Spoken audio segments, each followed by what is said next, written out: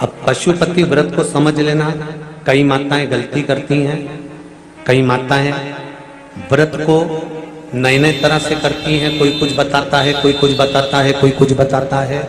उस व्रत को आप समझ लीजिए, पशुपति व्रत को। पशुपति व्रत 5 सोमवार का होता है। कितने सोमवार होते हैं अच्छे से समझ लेना।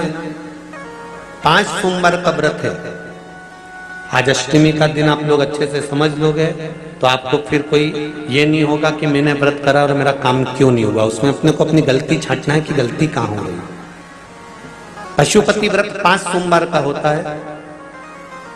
बीच में किसी सोमवार पर यदि एकादशी पड़ जाए या कोई तीज पड़ गई या कोई त्योहार पड़ गया, कोई नवरात्रि का व्रत कर रहे हो या कोई त्योहार का व्रत कर रहे हो या कोई तिथि का व्रत कर रहे हो और उस दिन सोमवार पड़ गया, अब आपने विचार करा कि मेरा पशुपति का भी व्रत है और साथ में तीज का भी व्रत है, तो कौन सा व्रत करूं मैं। तो उस समय पर आपको पशुपति व्रत छोड़ देना चाहिए।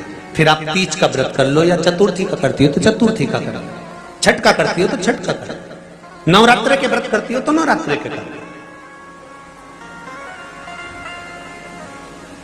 5 व्रत पशुपति होते हैं। व्रत करने के लिए जब आप निश्चित करें कि मुझे इस सोमवार से पशुपतिनाथ के व्रत करना है, जीजियों भाइयों ध्यान रखना, उस दिन सुबह स्नान करने के बाद में बड़े प्रेम से पूजन की थाली लगा लो। उसमें चंदन, अबीर, गुलाल, जो भी आप रखना चाहें, रौली, चावल, मूली, जनेऊ, पंचामृत, चाहो तो अलग अलग ले जाओ, चाहो तो एक साथ मिलाकर ले जाओ। भगवान शंकर की पूजन करो सुबह के समय पर और शिव जी का पूजन कर कर, आराधना कर कर भगवान शंकर से प्रार्थना करो, हे शिव जी, हे ओगड़दानी, हे त्रिकालदर्शी, हे कैलाशी, अविनाशी, आज से मैंने पशुपति व्रत प्रारंभ करे। बाबा मेरा ये व्रत इस कार्य के लिए मैं कर रही हूं, आप स्वीकार करना। बाबा को निवेदन करना। पूजन का सामान थाली में उतना लेकर जाना कि सुबह भी काम आ जाए और शाम को भी काम आ जाए। अलग से पूजन का साहित्य में शाम को अलग से नहीं रखना। थाली में उतना ही रख के ले जाओ जितना सुबह भी काम आए और शाम को भी काम आए। बाबा को निवेदन कर कर पूजा की थाली वापस ले आओ। शाम के समय पर घर में मीठा बनाओ, 6 दिए रखो थाली के अंदर घी के, और दिए रखकर मीठा ले जाकर मंदिर में पूजन करो। शाम को स्नान कराने की जरूरत नहीं, पंचामृत स्नान की जरूरत नहीं है। शाम को तो केवल जल का छींटा दे दो, पंचामृत का छींटा दे दो, बाबा की पूजन करो। पूजन कर कर प्रसाद के पहले 3 हिस्से करो। 3 हिस्से करने के बाद फिर आप दिया लगाइए। फिर बाबा को कितने दिए लगाना है? जम के बोलो, 5 दिए लगाना है आपको शंकर भगवान को। 5 दिए लगाइए, एक एक दिया जलाते जाएं और शंकर भगवान से पहले सोमवार को दिया जलाते समय अपने हृदय की बात कहते जाएं। 5 दिए पूरे हो जाएं। छठा दिया जलाना नहीं है, उसको थाली में वापस रख लेना। दिए को थाली से नीचे उतारना जरूर। कौन से दिए को? जम के बोलो जरा। छठे दिए को मंदिर में उतारना जरूर और फिर वापस थाली में रख लेना है। प्रसाद 2 हिस्से मंदिर में छोड़ना है, 1 हिस्सा थाली में रख के ले आना है। पूजन कर कर बाबा को निवेदन कर कर वापिस आइए। शाम को जब घर में प्रवेश करो, सीधे हाथ की ओर घर में अंदर जाते समय अपना जो राइट हैंड हो, अपना जो सीधा हाथ हो, उस ओर बैठो और बैठने के बाद उस दिए को प्रकट कर लो, प्रज्वलित कर लो। वहां पर भी शिव जी से प्रार्थना करो, हमारा यह कार्य है सफल करिएगा। बाबा से निवेदन करके घर के अंदर प्रवेश कर जाओ। भोजन जब जीमने के लिए बैठो, भोजन करने के लिए बैठो, सबसे पहले जो प्रसाद लेकर आए हो उस प्रसाद को खाइए। जो प्रसाद आप लेकर आए उस प्रसाद में से किसी को नहीं देना है आपको, अकेले खाना। उतना ही प्रसाद लेकर जाना जितना खब जाए, छोड़ना भी नहीं। सबसे पहले प्रसाद खाइए, उसके बाद में भोजन करिए।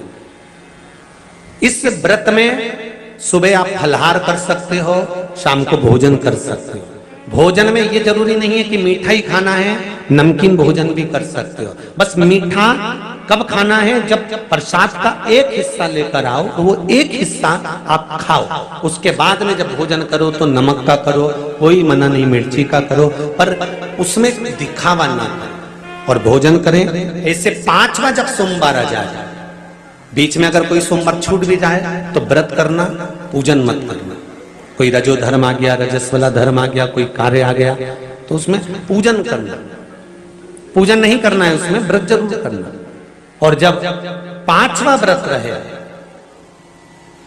और 5वां व्रत जब रहे तो उस 5वें व्रत में जब सुबह पूजन करिए और शाम को पूजन करो तो शाम को भगवान पर 108 या तो चावल के दाने, मूंग के दाने या बेलपत्र या फूल की पत्ती, जो भी 108 चढ़ा सकते हो भगवान को चढ़ाकर एक श्रीफल 11 रुपए उस पे रखकर शिव जी से निवेदन कर कर घर पर आ जाइए, दिया लगाइए और बाबा से निवेदन कर कर प्रसाद पाइए। अगर नियम से कर लिया तो मेरा विश्वास कहता है 5 सोमवार के अंदर ही आपका काम हो जाएगा, 5वें तक पहुंचोगे।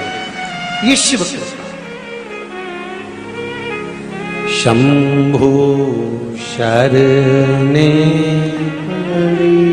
मांगू घड़ी घड़ी दुख दया करी निदर्शन आपो। 5 व्रत पूर्ण कर, एकादशी पड़ जाए, रजस्वला धर्म पड़ जाए, कोई कारण पड़ जाए तो फिर व्रत को आगे बढ़ाए। पर 5 गिनती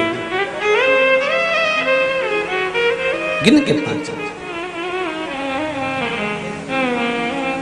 ऐसा मेरा शिव है। पशुपतिनाथ भगवान का स्मरण देवताओं ने किया, समय आया, आगे वर्णन आया। अंधकासुर मारा गया, तब हिरण्याक्ष को क्रोध आ गया। अंधकासुर जब मरा तब हिरण्याक्ष को क्रोध आया और हिरण्याक्ष को क्रोध आया कि बताओ मेरा भतीजा मर गया, मेरा भाई मर गया, और भतीजा और भाई ये दोनों मर गए,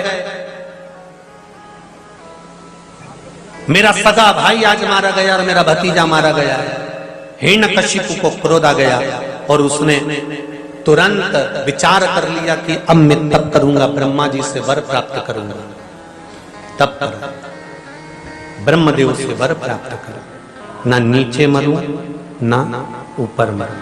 सुनिए भागवत, ना अंदर मरूं ना, बोलते जाओ, बाहर ना अस्त्र से मरूं ना नर से, अशु ना दिन में ना ही 12 महीने में। वर मांगा था ना 12 महीने में नहीं मरूं, मेरे लिए कोई 13वां महीना है।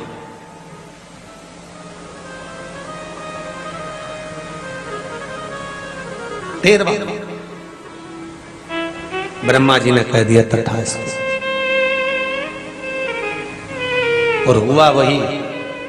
आया घर, धर्मपत्नी नहीं थी, कहां गई? इंद्र ले गए। इंद्र क्या गए तो देवऋषि नारद ले गए। नारद जी क्या, इंद्र जिस नारी को लेकर आए थे हिरण्यकशिपु की पत्नी को, वो पत्नी देवऋषि नारद की यहाँ गर्भित थी, और गर्भित नारी को देवऋषि नारद ने जो ज्ञान प्रदान करा, उस ज्ञान के बल से गर्भ से जो संतान उत्पन्न हुई, उसने जन्म लेते से ही भगवान के नाम का आह्लाद करा, उसी का नाम प्रहलाद हो गया। वो प्रहलाद प्रकट कर।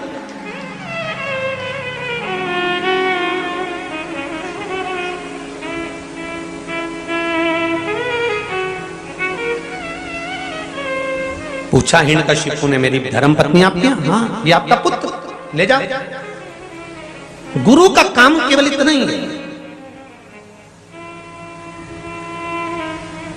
एक सतगुरु का काम संस्कार देने का है,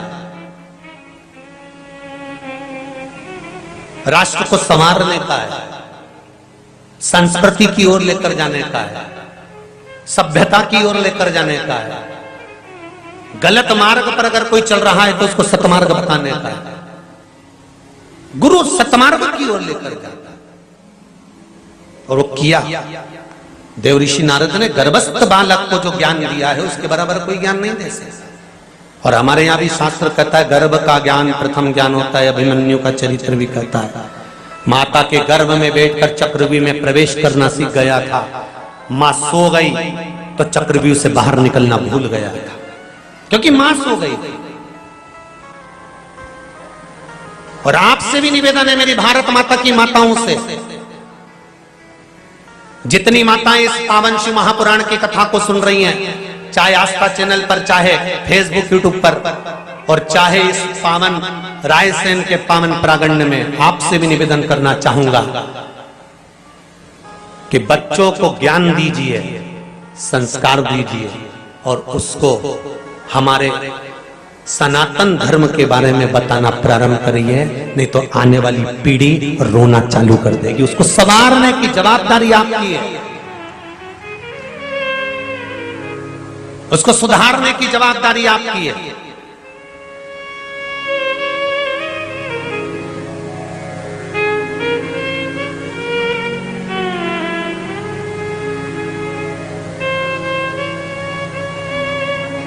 हम तो 3 घंटे के लिए आपके लिए आते हैं व्यासपीठ पर, आपको बोल देते हैं, आपको समझा देते हैं, आपको बता देते हैं, आपको कह देते हैं। कुछ उपाय आते हैं शिव महापुराण के, आपको वर्णन कर देते हैं। कोई स्कंद पुराण में, पद्म पुराण में, अग्नि पुराण में, नर्मदा पुराण में, लिंग पुराण में, वायु पुराण में, ब्रह्मवेत्ता पुराण में, आदिकादिक पुराणों में जिसको मिलता है वो आपके सामने परोस देते हैं।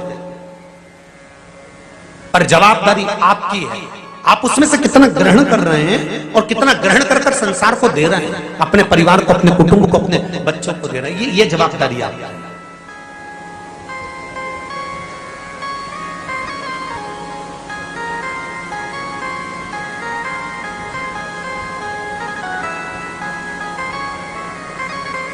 महाराज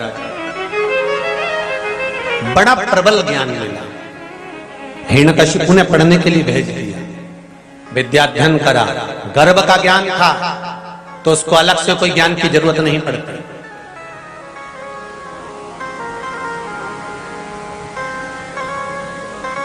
जब गर्भ में संतान होती है तो पहले की बुजुर्ग माताएं कहती थी रामायण पढ़ो, गीता पढ़ो, शिव पुराण पढ़ो, थोड़ा सा काम करो, शरीर से थोड़ा काम करो। आज के जमाने में तो डॉक्टर कह देते हैं बेड रेस्ट, केवल पड़ी रहो और व्हाट्सएप चलाती रहो।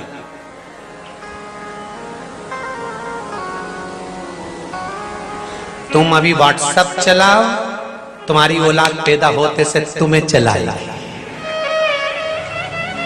तुम भेजना स्कूल, वो भोजपुर घूमने निकल जाए।